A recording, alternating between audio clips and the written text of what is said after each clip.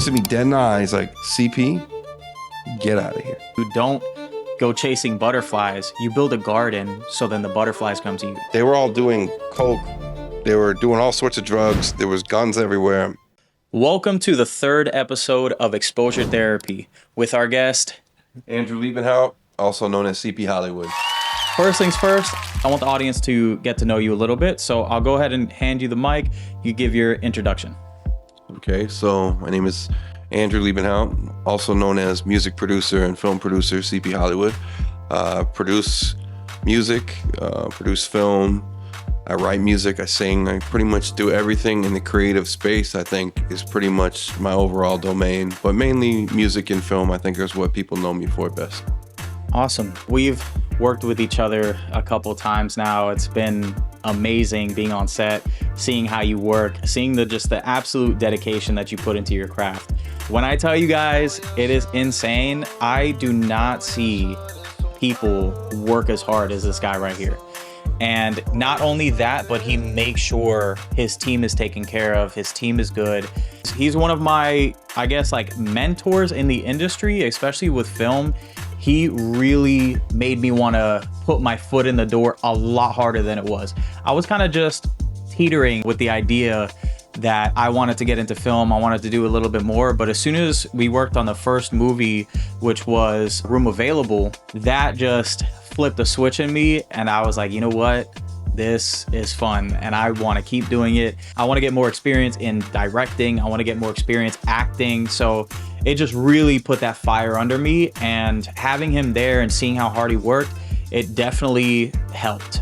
I'll go ahead and hand you the microphone. You tell me something about Room Available. Yeah, absolutely. Well, and I guess to take off from where you were just left off is, I think that's a huge thing that people miss.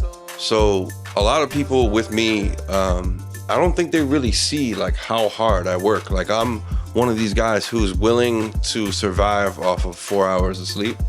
And I think if you want to be in something that's super competitive, you always have to have an edge. And there's only so many edges you can have now. Everybody has access to the same tools. We all have access to the internet. We all have access to social media, etc. The AI, everything is out there. So what can you do that can beat someone else to the finish line or finish the rat race, so to speak? And to me, a lot of that comes down to time. And when you're talking about time is the most delicate thing you could deal with. It's, to me, the most valuable thing you can deal with. So it's really important that you're organized. It's really important that you are consistent and you stick to something. Because to me, the worst thing that I could do is waste people's time. So when we shot Room Available, the truth is, I really wasn't sure that we had a distribution deal. I absolutely, in fact, was not sure. I didn't have one. I went into it knowing I'm going to do this first film. I'm going to get distribution because I'm going to put the amount of time and the amount of effort that's going to take to do it. No matter what it takes, I'm going to do it. And we ran into some hiccups beyond belief. I mean, on-set hiccups. I don't think, one, that we were prepared with lighting. I don't think we were prepared with miking at all. And we ran into some post-production hiccups that I never saw coming, like, honestly. And so, like you were saying, time and work ethic, I think that can trump when you have the problems coming. That's what trumps all of the problems that come. That's what comes, all the tribulations, is when you're consistent and you can keep putting in that time and that effort. It will outweigh everything, honestly, in the end. So that has always been my theory. When I was signed back in the day to Slip and Slide, I remember the moment I signed to them, I said, I'm going to produce more beats on this label than anybody on there. And by the time I was on there for 2 months, I had already produced like 200 something beats. I was making sure that I stood out. And then from there, I got Trina's lead single on that album. And it was because of that, because I knew I'm going to have to work a little harder than everybody else here. They may have an in, I don't have an in. It was just my hard work and effort that got me there to begin with. So, I honestly think that's a great point to talk about time and effort, Absolutely. And we filmed for 38 days total, right? I think it was. 38 days. And we had how many cast members? something like 40, I think it's like 46 cast members. Yeah, and that was hell trying to get everyone on the same page for an entire movie, just to show up on time, to show up the day of. And we had last minute call outs. We had just so many last minute things. We needed to get a new actor on set for a major scene the day of. Like, and you know, we did make it happen just because everyone put their heads together, and we were like, you know what, we're gonna go ahead and reach out all our resources, see what we could do, and we made it happen. And but that comes down to, and that's why I think people need to have a team. I think that's another thing too. So like, one thing I think that I learned on the set was, I thought I was under the interpretation that this is a bunch of BS, that you need all of these people, you need all the lighting, you need all the miking. I can just take a camera and I'll make it look good, you know? And you absolutely do need a team. And one of the strengths that I think you brought to the table was like directing photography of it. And that's a huge part when you're doing film, right? Like making sure that the shot itself, looking at it on just the perspective of a viewer, what does that look like photographically? And that matters. So it's like things like that came up as a team that we wouldn't have caught had it not been multiple people there catching it. And you can watch the movie and there are certain scenes where I'm like, man, I'm glad Da Vinci shot that. Like, there's certain scenes that different people had different perspectives of how to hold the camera, what to keep an eye on. Like Charmer is very subject related. Schneider was very like object related. And Da Vinci was really close-ups. He likes close-up, like getting right in your eyes and your face. So that's what I enjoy, always finding talented people and empowering those people and saying like, no, I want your ideas. I want you to get your credits. I want you to excel, because the furthest that you go is as far as I go. Like if you end up, your next movie, you're in a huge hit movie, well, now I got a great connect that's in a hit movie that could possibly put me on to something else. Yeah. And in no way, in shape or form, does anybody owe you that. But what's cool to me in itself is just to know that I know people. It's cool to watch a movie and be like, hey, I know that guy. You know, if nothing else, man, you know, and I always like to see people succeed. I like to do things with people and see them prosper. Like, it's cool that we all did a movie, but even throughout this whole time, I've been telling people, man, get your backstage together, get this together. Like, this is going to happen. Keep people on the same page so that they can move and progress with the movie and move with myself and progress right along with me, you know? So it's not just about me. Yeah, definitely. And it's like, we all worked together and we all wanted each other to succeed. And I feel like that's kind of like a major problem nowadays, especially South Florida. I feel like it's always these cliques and these groups, and everyone has their own thing, and that's great, but they have their thing and they don't want to let it go to somebody else because they have the fear that that other person is going to outshine them, do better than them. So they don't want to share the glory. They don't want to share the opportunities, not knowing that sometimes handing off an opportunity to somebody in the long run will get you even farther. Oh, so much farther. And it's insane that people down here, they're so self-centered sometimes, and it sucks. The higher up you get with things, and like this is like any business, like I also do real estate outside of this, and the higher up you get in any business is you love a good referral to somebody who's a great worker or a talented person who helps your business or your life. So when you give a great referral to someone, and like if I put you in a position that you weren't in before, well, chances are the guy that took you, right, and put you in that new position is going to be like, damn, man, thank you for sending me this person, you know? So at the very least, you're making someone else happy. And to me, it's really just about seeing people progress. Like, at the end of the day, as long as everyone is progressing, then everyone is going to be happy.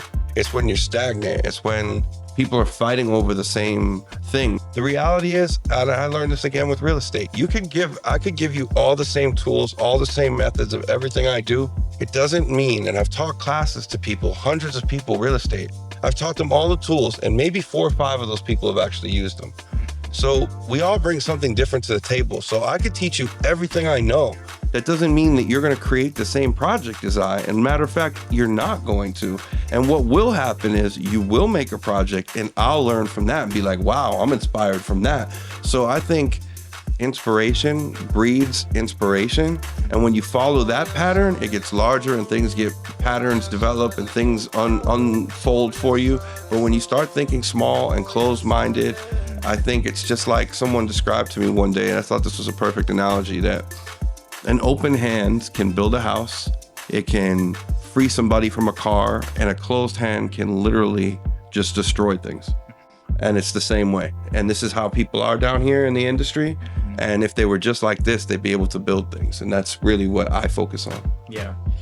And that's kind of a reason I started this podcast, was because I don't feel like there's a singular thing that's focused on bringing all aspects of the creative industry together to share our experiences and share our thoughts and our feelings and have like a safe space to be able to speak, because usually artists, like music artists, don't get involved with photographers on that type of level or videographers on that type of level. It's just business, but it's not a collective of like, okay, we are all creatives. We all experience a lot of these same things in the industries, maybe in a little bit different ways, but there's not that one space for us to really share our thoughts and share our opinions with our walls down.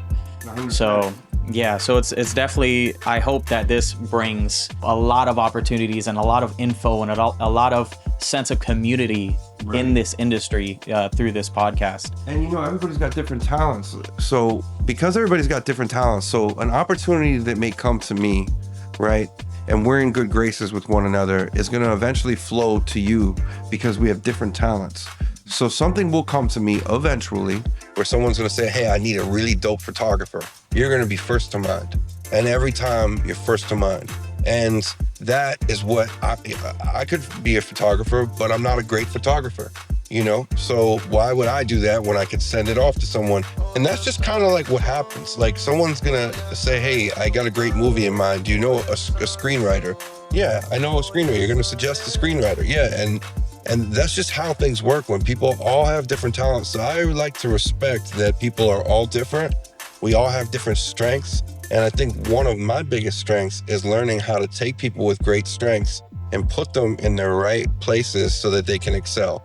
And I think that more people should focus on that instead of like, this person is my competition. Like, this person could take me somewhere. That's how I look at it. I look like, I'm going to put this person, and this person together, and what could happen from that? Like, man, something amazing is going to come from that. I don't know what it is, but I'm sure something amazing is going to come from it. So, and I think that's what came from the movie, Room Available. Like, we just threw a bunch of people together that were talented, and it happens. It like, just like that movie, Field of Dreams, like, if you build it, they will come. That is so true. If you build it, the people will come. The people will show up. If you do it, it will happen. But you've got to go do it. Yep. Exactly. That kind of reminds me of another analogy. You don't go chasing butterflies. You build a garden, so then the butterflies come to you.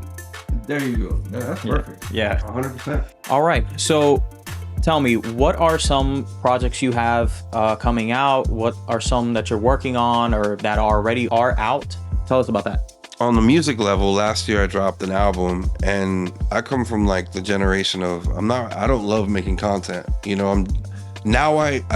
enjoy it in making films and making like long form, but I've never enjoyed like BS short form content unless it's like comedy.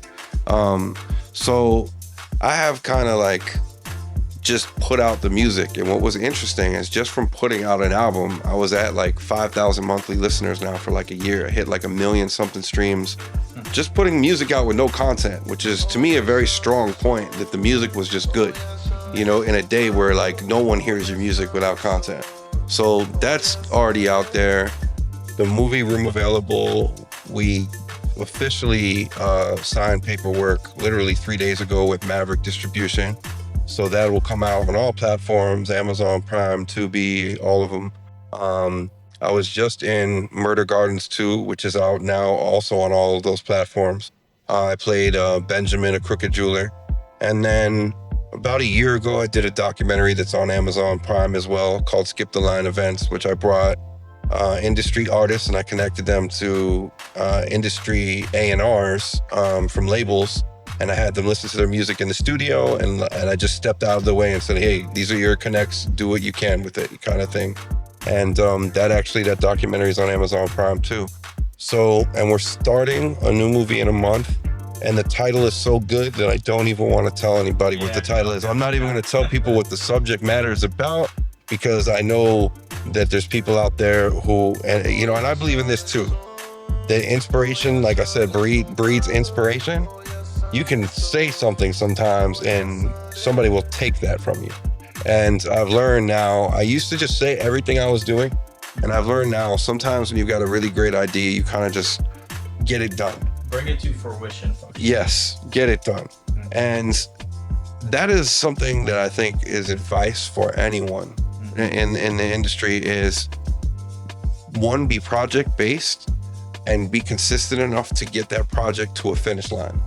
Because I used to jump off ship all the time. I used to have my ship.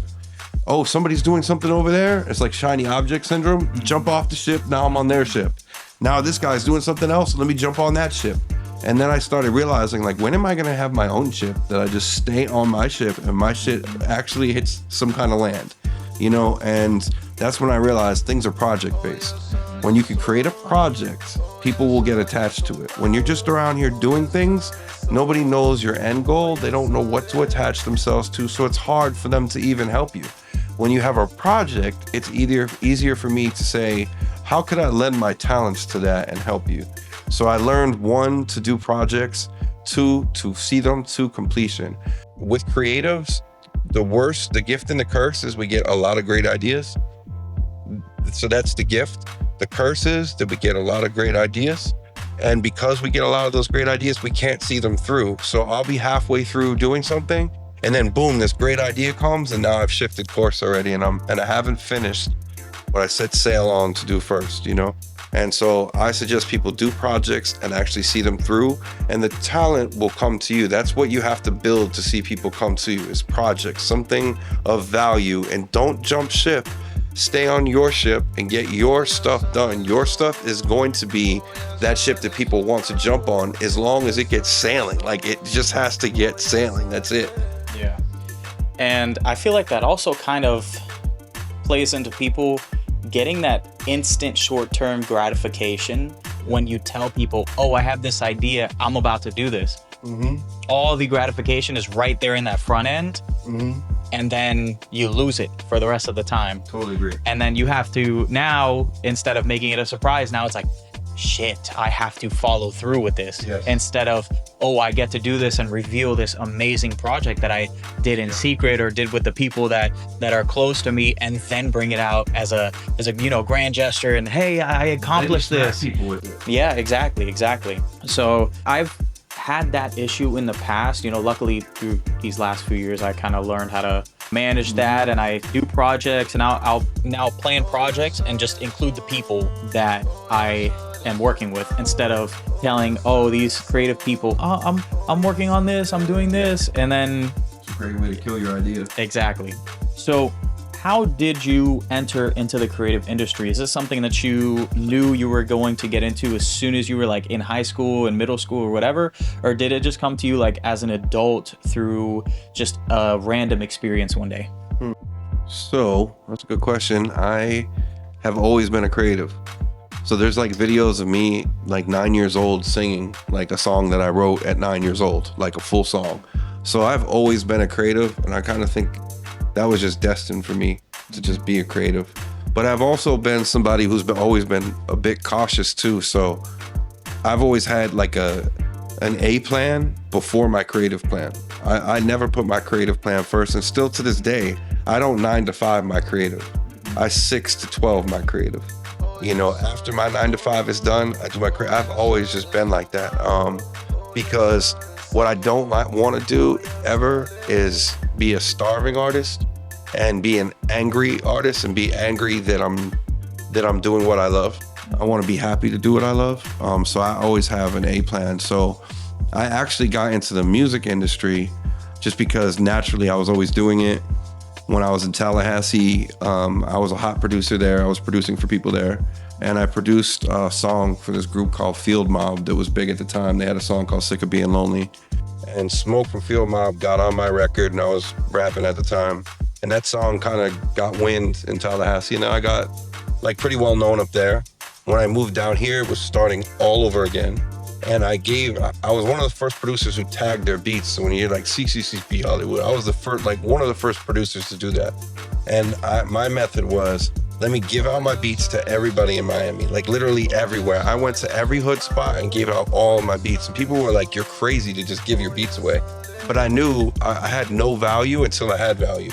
So I just gave them away, and before I knew it, every hood in Miami this tag was everywhere. My beats were everywhere on every mixtape. Every hot artist that was coming up had me on a song, and I didn't even know it. So then my name started carrying weight, and the next thing I knew, the bigger artists who were hot in the city started just coming to me left and right. And at that time, there was like a 3-year stretch where I produced like all the hot people that were in the city, from, you know, like Briscoe, like Ball Greasy to Busta Free to Iceberg, like all the Miami local legend type of people. All of those people I was producing at that time. And so I broke into the industry really during that little groove of like juke music, when I was making that sound, Gorilla Tech and like 2 other producers, and it actually like became like a South Florida sound. This up-tempo stuff that I had just been working on literally like stuck and became like classic kind of sound. So that's how I broke into the industry. And film, literally I took 10 years off of entertainment period. And when I came back, I said, I want to get back into this in a major way. And I came out with something called Remote Location, put out a trailer, a sizzle reel, to make that get picked up. And ultimately that movie ended up being somebody else's movie. It looked like my movie got stole from me. So I switched it, ended up being with Room Available, and that's how this movie actually came about. It's because that movie was taken. So that's a long story of how I got into the industry. Yeah. Awesome. And I know I had another question for you, but I want to get another one in there. So tell me about the most insane experience that you've had in the industry, from like start to finish, the most out of the world thing that just happened all of a sudden. It could be funny, it could be dangerous, it could be just neutral. I don't know, whatever comes to your mind. So like, I wish that like I could say that like entertainment industry has just brought like amazing random things, but I have always found it's brought a lot of negative things. The things that when I say are shocking are never like, oh my God, like I ran into this superstar and they gave me money, or like I ran into Bieber and we did a track, you know? It's always like, I was out somewhere and somebody pulled a gun on my friend, and then somebody else pulled a gun, and like, it's always been like crazy. I will say this, like there was a time, and this is the time after this, I took a 10-year break from music, literally from this moment. I was teaching, and I was in a music studio that night with a writer friend of mine, and there were some local artists, and I'm not gonna put their names in this for sure, but there were some local artists that were well known, and they were all doing coke, they were doing all sorts of drugs, there was guns everywhere. And they started pointing the guns at the camera. Like whenever the camera came out, they started like, motherfucker, like I have no idea what was happening when that camera came out, but it was like the camera was their enemy.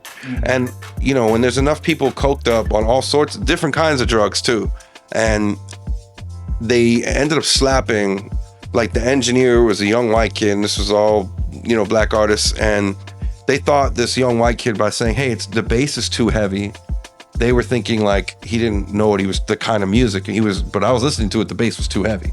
And so they slapped him, and they slapped the shit out this kid. And I'm thinking, oh my God, this is about to get bad. Like, I feel bad for this kid in general. And there's guns everywhere.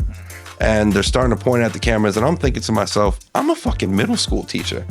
I'm in a video right now with coke, guns. Like, this is super incriminating. Like, this is how you lose a job and end up on the news type shit, right? And a rapper that everybody knows was in that studio, and he was young at the time, and he says to me, looks at me dead in the eye, he's like, CP, get out of here. He's like, what are you doing here? Get out of here. And I remember sitting in the mic booth staring at everything, like an out-of-body experience. Like, who do you want to be? God's asking me, like, who do you want to be? Do you want to be this street person who's going to be around this shit all the time? Or are you going to be the guy who's helping kids from 9 to 3, you know, and I said, I have to change who I am. I have to know who I am before I can approach this industry again, because I will get lost in this industry. And that was the moment where I realized that you really can get lost in the entertainment industry. I've been around the high end of it, and I've been around the low end of it, the criminal end of it, and I've been around the people who are real successful. And to me, it was like the more success came, the more drugs was around, the more like frivolous spending, the more just frivolous with people's bodies, just sexual exploitation. The more I got into the industry, the more I saw negativity. So now I choose to have control over that, do projects, put those projects out, and limit how much access I give that world to me. And I can limit that just from my phone. And I choose to do that because I think there's way too much negativity in the world. And a lot of it is how much we decide to let in. And I think that is a blessing that you had that moment of just clarity, that you were like, oh shit, something needs to change. You did take a 10-year gap, but look at you now. And what a blessing it is to be able to come back so strong, and then put out an entire movie, and then be in movies and put out music and a whole soundtrack for that movie too. Like it's insane, and do all of the necessary stuff to work on that movie. That's a great lesson, is just know when it's your time to separate yourself from people around you in order to move forward. Even if you feel like it might be the wrong decision, even if you feel like you don't know where your next step is, if you see the path ahead of you, it's dangerous, it's not worth it, take a step back and just trust yourself that you will get back to your roots and be safe. And you'll be able to do what you love, but also be safe, and be able to do it in a very positive way, and a very community-based way, instead of fighting for your life at every turn. So I'll give you a two-part question. So what is the most important lesson you've learned from being in this industry? And then what advice would you give someone trying to get into this industry? I think the biggest lesson I learned is to really be honest with yourself and what is it that you want, because it's not hard in life to get what you want. It's hard to figure out what you want. And it sounds so easy, like I want this, I want this. You realize you think you want 1,000 things. When you really get down to it, I think people, for the most part, want the same things, right? Like they want happiness, they want peace, they want a level of excitement, they want passion. There's certain things that make us all human. So get to that point in you, that what is it that creates the peace, that creates happiness, etc. Because until you can find that stuff, you can really get lost with other creatives, because creatives are not stable people for the most part. You know what I mean? They're anything but. And I would tell people, if you're just trying to get into this, to everything that you want to do is in another human. Someone else out there is doing what it is that you want to do already, to some degree at least. And maybe you want to do something that no one's ever done before, but to a degree, somebody has done it, right? Like, so there's a human out there right now that can help you. You just have to make a good relationship with them, and not a BS one that matters, one that, you know, can become a friendship, where someone actually looks at you and says, this is a person of value to me.